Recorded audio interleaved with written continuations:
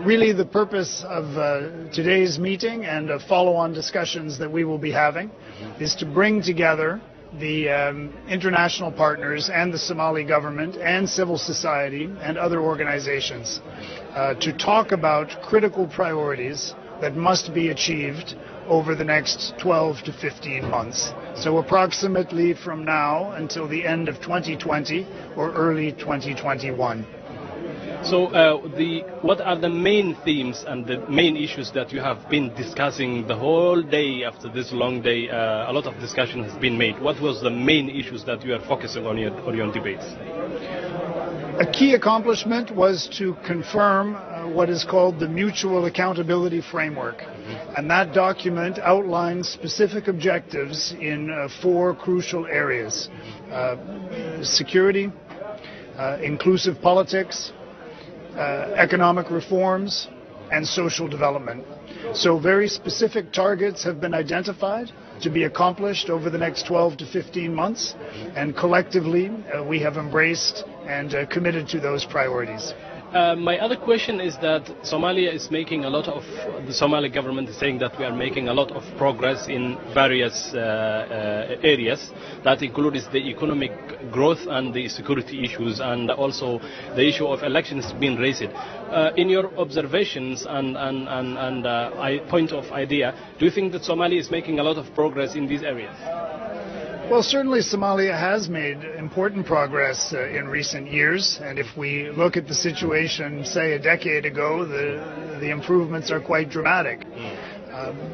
This group certainly took stock of many of those elements of progress and expressed their appreciation to the government and to key ministers responsible for advances.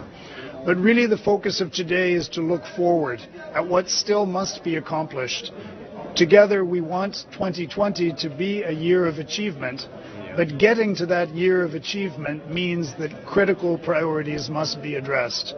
So in security, it means ensuring generation of additional forces for the Somali army that can take on new responsibilities. It also means continuing and resourcing operations against Al-Shabaab. In the inclusive politics arena, it certainly means continuing preparations for elections, completing the electoral code and adopting it before the end of this year, passing the updated political parties law, and moving forward on constitutional reform by the middle of 2020. Those are just examples. And in the arena of the Somali National Army and the achievements they are making in the fight against Al-Shabaab, what's your observations? Do you believe that things are going ahead and a lot of achievements is taking place? We've seen important progress operationally in Lower Shabelle in recent months, and that has provided a model or an indicator of what could be expanded in the future.